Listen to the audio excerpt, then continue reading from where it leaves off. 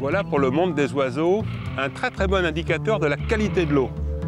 Le grébupé, en effet, chasse sous la surface de l'eau, à vue. Il est même capable de poursuivre ses proies sur plusieurs dizaines de mètres. Or, le lac du Bourget, il y a 30 ans, alors qu'il a vécu jusque-là pendant 122 000 ans sans histoire, a connu une crise sans précédent qui allait affecter tout son écosystème. C'est ce qui a permis à cette époque, à certains, d'écrire que le lac était un véritable cloaque.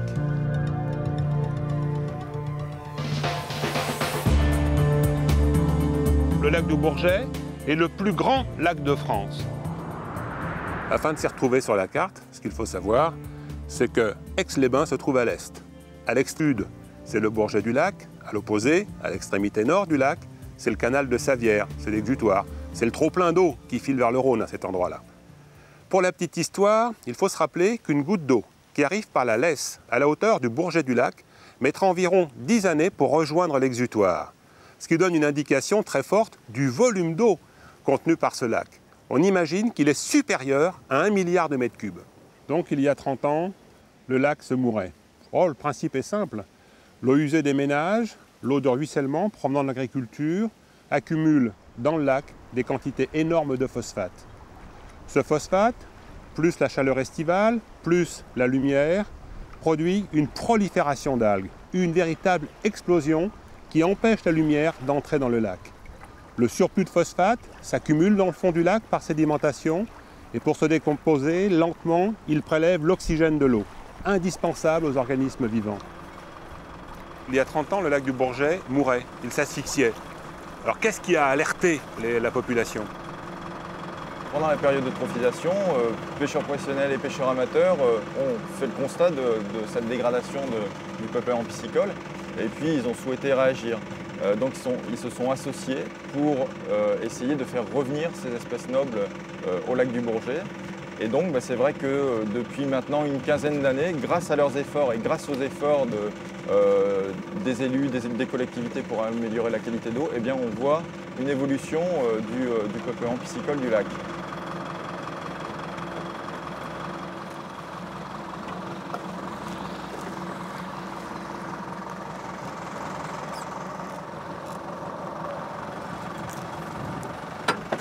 Gilbert vient de sortir des gardons qu'il a d'ailleurs relâchés, des brochets qu'il a aussi relâchés, des cendres, des perches. Quels sont parmi ces poissons ceux qui révèlent en fait la qualité de l'eau? Bon, ça va être, alors là c'est le cas un peu différent où c'est plus l'omble chevalier et le lavarec qui révèlent plus la qualité d'eau. La perche, le cendre, c'est des espèces qu'on trouve dans toutes sortes de milieux, donc qui ne sont pas très exigeantes en termes de qualité d'eau. Gilbert, oui. Il y a 25 ans, vous pêchiez déjà? Ah, presque. Il y a plus de 25 ans que je pêche. Mais que je fais que ça, oui, il y a 25 ans, oui. Et qu'est-ce que vous pêchiez quand le lac était en train de s'asphyxier lentement mais sûrement? Disons qu'on peut dire que dans mon jeune âge, j'ai connu les années euphoriques de la pêche. Et puis bon, j'ai vu le déclin de la pêche professionnelle, avec pratiquement la disparition du lavarec dans le chevalier. Quand vous avez appris que la mobilisation était forte pour redonner de l'oxygène au lac, en quelque sorte, je suppose que ça a dû vous faire plaisir? Disons que ça nous a fait quand même une grosse bouffée d'espoir, puisque on voyait petit à petit le lac mourir, quand on pense que dans les années 50, c'était quand même, sur l'ensemble de la pêche professionnelle, une centaine de tonnes de lavarec qui se prenaient. On est descendu à quelques centaines de kilos dans les années 70. À l'heure actuelle, tout ce qui était quand même fait commence à porter un peu ses fruits. Bon, on a toujours des aléas. On sent bien que le lac se porte quand même beaucoup mieux. On a une meilleure clarté de l'eau déjà, et puis tous nos poissons se portent déjà bien mieux, quoi. La population de salmonidés se porte bien, elle fleurit en ce moment, mais est-ce que l'homme est obligé de lui filer un coup de main? Oui, bien sûr, parce que pendant la période d'eutrophisation, ça a été la période de reproduction qui a été la plus critique pour ces salmonidés et surtout la survie de leurs œufs, puisque les fonds du lac se sont désoxygénés et donc la survie des œufs était contrariée. Donc en fait, pêcheurs professionnels et amateurs se sont rassemblés au sein d'une association, ont travaillé avec des scientifiques pour essayer de donner un coup de pouce et de renouveler ce stock qui était perdu finalement. Est-ce que le lac s'attend de beaux jours maintenant? Bah, écoutez, depuis on va dire une dizaine d'années, ça va nettement mieux. On voit, rien qu'avec les indicateurs de capture, on voit les captures de la varée, d'omble chevalier bien remontées. Les autres espèces restent à des niveaux de capture intéressants également. Et puis je pense que finalement, professionnels, amateurs, bien que n'ayant pas le même intérêt, ils trouvent leur compte et ils sont de plus en plus satisfaits. Vous travaillez sur l'eau, j'allais presque dire que vous vivez sur l'eau, hein, vous y êtes souvent. Oh, pratiquement, c'est à peu près 1000 heures de bateau par an. Oui. Ah oui, c'est énorme. Mais le lac, c'est aussi tout ce qu'il y a autour. Est-ce que vous avez vu petit à petit s'améliorer justement la ceinture du lac? On voit beaucoup de choses s'améliorer puisque on voit des roselières qui repoussent quand même, bien qu'on n'ait pas toujours ce qu'il faut, mais enfin on voit des roselières qui repoussent. On voit une bien meilleure clarté de l'eau, hein, puisqu'on a une visibilité d'hiver jusqu'à pratiquement 6-7 mètres. C'est peut-être encore pas parfait. On voit une diminution de certaines algues, bien qu'on en aura toujours, on en a encore, on en aura toujours. Et on sent que le lac a de mieux. Bon, il y a quand même eu des efforts qui ont été faits au niveau de toutes les collectivités, soit au niveau des élus, soit au niveau des communes, soit au niveau de l'industrie autour du lac du Bourget.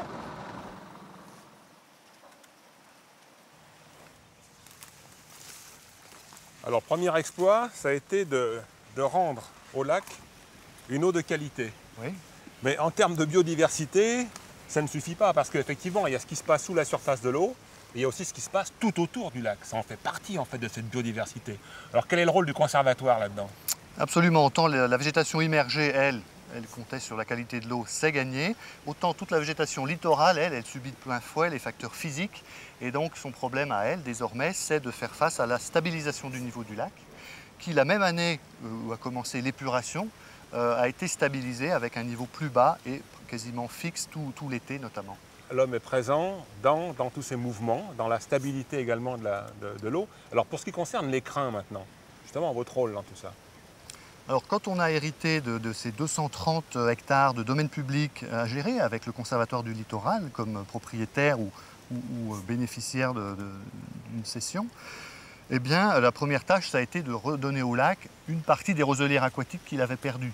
Pour ce faire, le plus facile et le plus rapide, ça a été de décaper, dans le cas ici à Aix-les-Bains, 2 hectares de roselières terrestres. Hein, on était dans la terre jusqu'aux genoux avant notre intervention.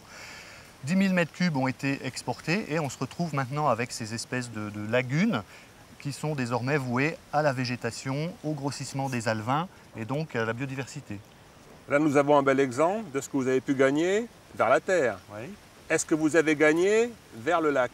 Alors on a essayé, on se doit d'essayer. On peut aller voir maintenant les réalisations beaucoup plus lourdes et expérimentales pour lutter contre cette maudite houle, hein, auquel le lac est rendu sensible depuis qu'on l'a rabattu et figé.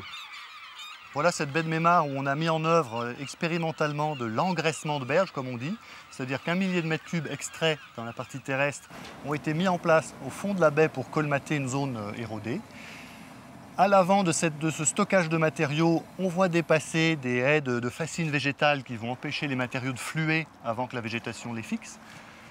Un peu plus au large, balisé par une première rangée d'oiseaux, on voit les piquets qui tiennent des gabions d'enrochement, c'est-à-dire des cages de galets qui vont stopper la houle. Hein, la houle va passer à travers et perdre son énergie.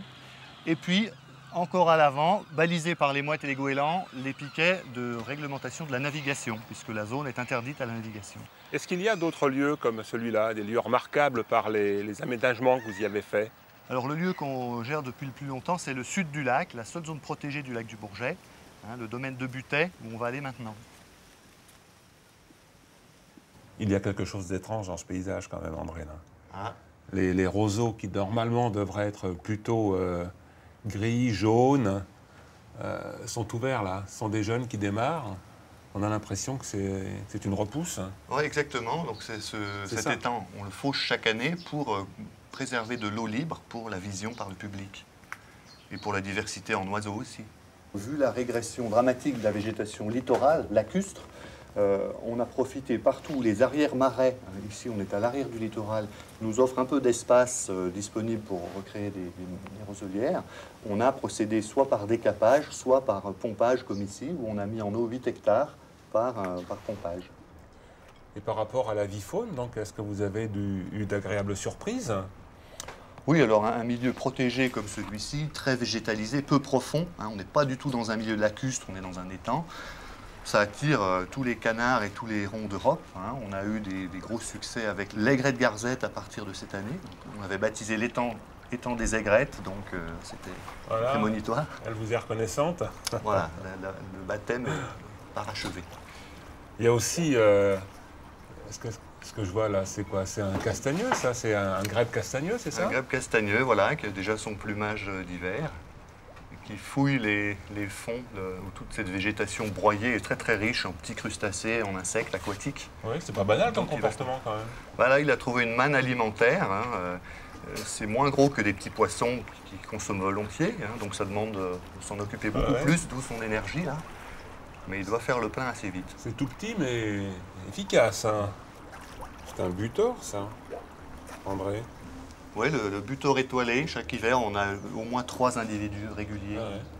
Il s'est un peu trompé lui là quand même parce qu'il est camouflé pour être dans les herbes sèches, dans les plantes sèches, les roseaux secs. Et là, il est dans le vert, donc finalement, on le repère pas mal. Au niveau camouflage, effectivement, il est plus raccord. Il est plus raccord, non. Le butor étoilé doit être très, très, très heureux de la capacité qu'ont les hommes à recréer des milieux comme celui-là. Parce que voilà un oiseau qui a absolument besoin de la roselière. C'est là qu'il nidifie, c'est là qu'il se nourrit, c'est là qu'il est parfaitement protégé des intrus. Mais le butor, autrefois, inquiétait les hommes parce qu'il aimait un chant qui ressemble à une corne de brume, un chant lugubre. Et au Moyen-Âge, on pensait que ce chant correspondait à des voix de gens surhumains, à des êtres extraordinaires, une sorte de revenants, qui attiraient les hommes dans les roselières pour les dévorer ou pour les perdre. Dans un paysage reconstitué comme celui-ci, on peut parler de milieu reconstitué. Oui. Alors les oiseaux ont leur place, mais bon, ils arrivent par les airs. Et toutes les petites bestioles qui ne savent pas voler, qui ne peuvent pas voler, comment est-ce qu'elles arrivent jusqu'ici? Alors il y a celles qui étaient déjà présentes au lac, comme le triton palmé, le crapaud commun, des petits mammifères. Donc eux, ils ont investi les lieux assez vite. Et puis il y a les animaux disparus, comme la cistude, hein, notre tortue aquatique, qui ne serait jamais venue si on ne l'avait pas réintroduite. Et on en trouve maintenant? Elle a été réintroduite en 2000 grâce à un programme européen. Et on se trouve actuellement sur les lieux reconstitués pour leur nidification. On a façonné les petites dunes, comme on les appelle ici, de manière à ce qu'elles aient un bon versant sud, bien exposé au soleil, qu'on entretient par un pâturage intensif tout l'été pour que l'incubation se passe bien. Est-ce qu'elle a de la concurrence, la cistude, sur le terrain? Alors bien avant qu'on la réintroduise, il y avait déjà en masse la tortue de Floride, hein, relâchée par des aquariophiles excédés par cet animal encombrant, qu'on piège activement pour essayer de décrémer tout ce passif de dizaines de grosses tortues de Floride présentes, qui sont une concurrente directe. Oui. Et puis, malheureusement, ce dont on s'est aperçu, c'est que cette tortue de Floride, malgré son nom, est capable de se reproduire avec succès sous nos climats. Donc il y a une course contre la montre entre la tortue cistude qu'on réintroduit et la tortue de Floride qui, elle, a déjà quelques longueurs d'avance. Et c'est vraiment un effort constant de piégeage de tortue de Floride et de sensibilisation du public.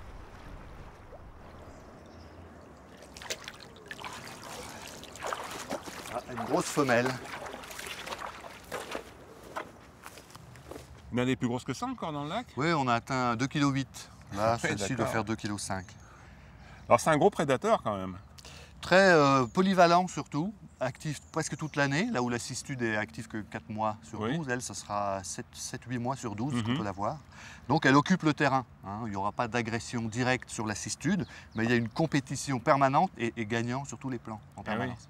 Elles habitent la même niche écologique en fait. Hein. Voilà. Oui. Donc les tortues de Floride, on est prié de les laisser là où elles se trouvent, et en tout cas, on ne les relâche pas dans la nature. Voilà, et puis pour ce qui est de la Savoie, on nous les amène.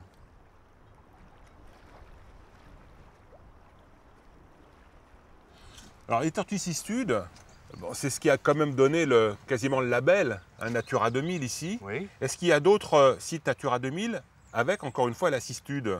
Bien sûr, on a les grosses populations de Brenne ou de Camargue et plus près de nous, l'île Crémieux, qui est la dernière population sauvage de cistude en Rhône-Alpes. et avec laquelle on souhaite se connecter in fine. On a commencé par le sud du lac, mais il y a des corridors tout autour du lac qui vont permettre petit à petit la colonisation des autres berges, des autres baies. On va faire un deuxième point de réintroduction au nord du lac, et puis ensuite, d'étape en étape, faire la jonction avec l'île Crémieux.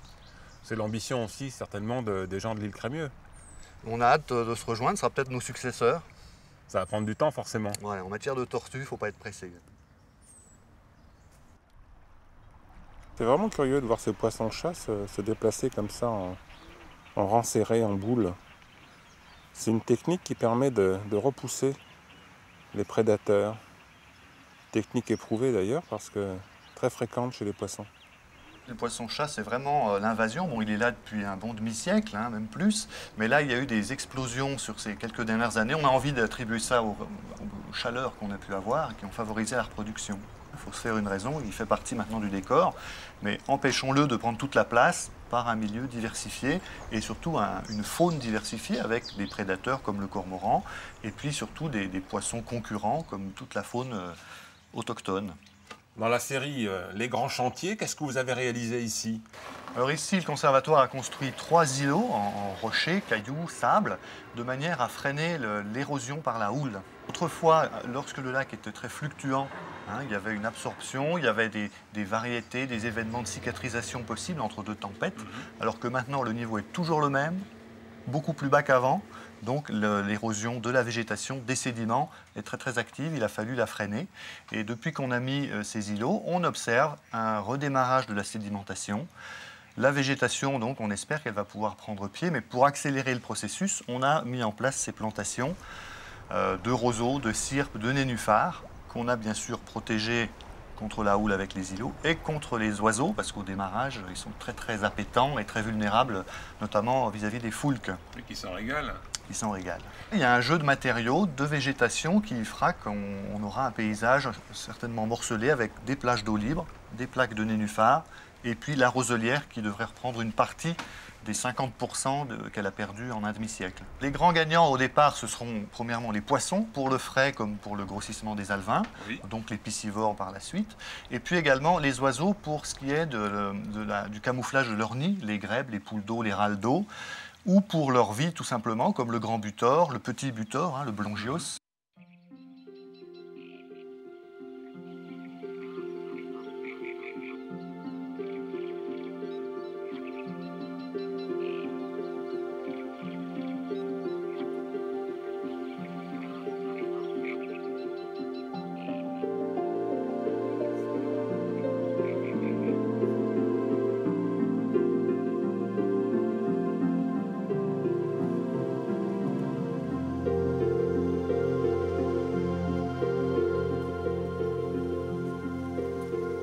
La profondeur maximum du lac? Alors la profondeur maximum où on se trouve, il fait 145 mètres.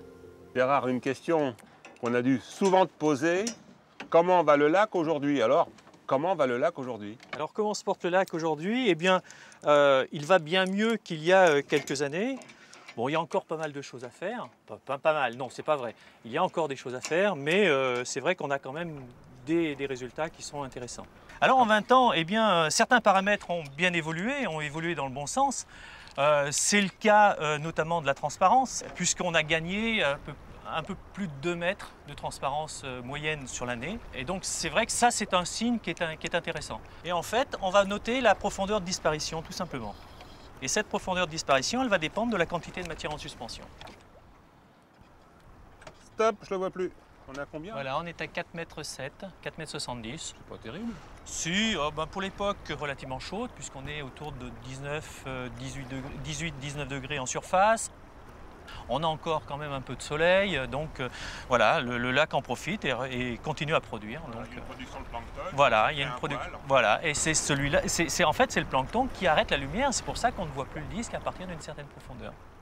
Donc voilà, le plancton, on va le récupérer avec un filet qui est spécifique.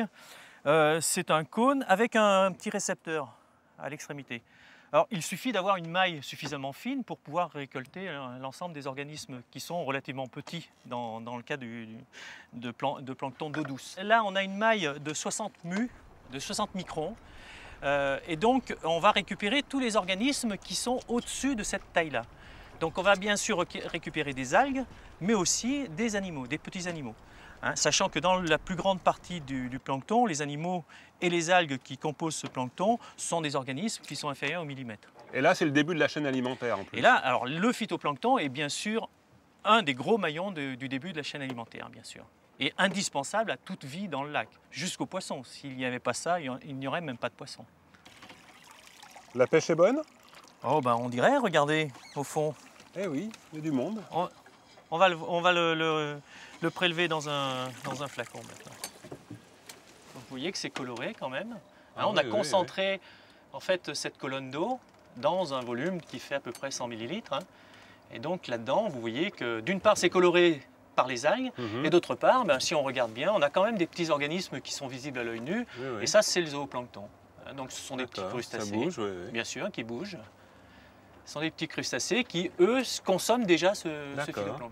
On a un programme de suivi de ces organismes-là, plus spécifique, de façon à justement pouvoir avertir les autorités compétentes, notamment au niveau de l'alimentation en eau potable, de façon à ce qu'on réagisse quand on a un réel problème lié à ces organismes-là. C'est lié à la présence de phosphate, mais les concentrations de phosphate n'ont pas été aussi basse que depuis ces 20 dernières années, puisqu'on est autour de 30 microgrammes par litre actuellement, alors qu'il y a 20 ans, on en avait 120. On espère qu'en continuant l'amélioration de la qualité, on va les voir progressivement, pas disparaître, mais en abondance diminuer.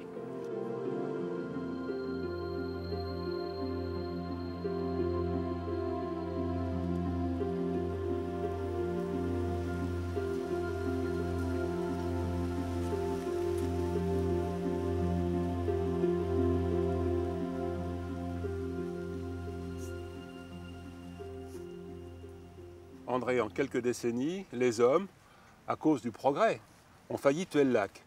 Mais de la même manière, en une vingtaine d'années, grâce au progrès et à leur mobilisation, ils ont pu le restaurer. Maintenant, le lac revit. Alors, une question me vient à l'esprit comme ça, depuis quand les hommes habitent autour de ce lac? On a pas mal de traces autour du lac du Bourget, mais aussi autour des autres lacs subalpins. Actuellement, les plus anciennes traces d'une occupation véritablement sédentaire datent de 3840 avant Jésus-Christ, hein, donc il y a près de 6000 ans. Il faut s'imaginer effectivement un lac pratiquement identique à celui qu'on voit maintenant, avec peut-être 3 ou 4 mètres d'eau en moins. Ils sont installés là, sous 3-4 mètres d'eau. C'est une grande chance de l'archéologie subaquatique de trouver les matières périssables, ce que l'archéologie terrestre n'arrive pas à mettre en évidence, ce qui nous permet effectivement de mieux comprendre les techniques de taille des bois. Les datations aussi sont bien plus affinées, etc. Les pilotis sont conservés parce que justement, ils n'ont pas vu l'air depuis l'époque où ils ont été immergés. Hein. Donc dans cette baie de Conjus, on a une douzaine de villages qui se classent en fait en deux grandes périodes d'installation littorale. Une période néolithique qui couvre en fait les années 3840 à 2440 avant Jésus-Christ. L'âge du bronze, c'est la deuxième grande phase d'occupation entre 1100 et 810 avant Jésus-Christ. Est-ce qu'on peut évaluer à partir de quel moment les hommes qui habitaient ici, autour du lac du Bourget, ont commencé à polluer l'eau du lac? Les premiers agriculteurs donc, de la période néolithique n'ont pas pollué. Je pense que la véritable pollution un peu grave qu'on peut constater, c'est à partir de l'époque romaine. Ils ont quand même des systèmes de tuyauterie en plomb. Et je pense qu'on a véritablement là le début d'une véritable pollution à long terme, disons, du lac, qui est piégé actuellement dans les sédiments. Avant de nous séparer, je vous rappelle quelques chiffres. Le lac du Bourget a 122 000 ans. Il y a 30 ans, il était à l'agonie, victime de la pollution. À la suite d'une mobilisation générale et sans faille de la population et de tous ceux qui utilisent l'eau du lac du Bourget, les premiers signes de son rétablissement apparaissent dans les années 90. Aujourd'hui, la génération montante hérite d'un lac en bonne santé.